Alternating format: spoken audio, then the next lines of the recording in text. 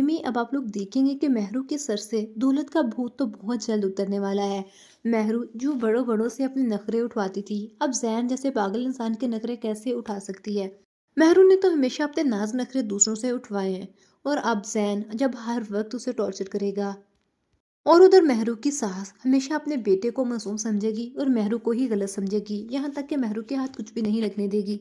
उसने लालच देकर सिर्फ महरू को अपनी बहू तो बनाया है, लेकिन महरू को किसी चीज तक ना तो रसाई देगी, ना हुक्मरान बनने देगी, ना ही उस घर की मालकन। तब महरू को अपनी औकात याद आएगी और महरू के पास सिवाय पछतावे के कुछ नहीं होगा। और महरू की माँ जिसने दौलत की खातिर अपनी ही बेटी को बेच डाला, और उधर अब जारा की जिंदगी बर्बाद करना चाहती है। हादी को अब समझ आई है कि ज़ारा कितनी मुखलिस और अच्छी लड़की है और वो किस लड़की के पीछे रो रहा था। अब हादी ज़ारा से मोहब्बत करने लगेगा। जिस तरह से ज़ारा ने हादी को संभाला, अब हादी ज़ारा से को पसंद करने लगेगा। और हादी की माँ तो पहले दिन से ही ज़ारा को अपनी बहू बनाना चाहती थी। महरी को तो सिर्फ और सिर्फ वो अपने बेटे की ख्वाहिश की वजह से बहू बनाना चाहती थी, लेकिन वो पसंद तो ज़ारा को ही करती थी। लेकिन ज़ारा की खाला ऐसा कैसे होने दे सकती है? वो कैसे ऐसा होने दे कि उसकी बहन की बेटी खुश रहे?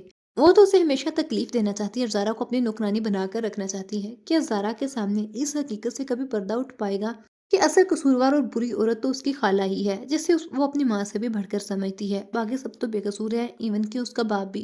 कौन कौन ज़ारा और हादी को एक साथ देखना चाहता है, कमेंट सेक्शन में लाजमी बताइए।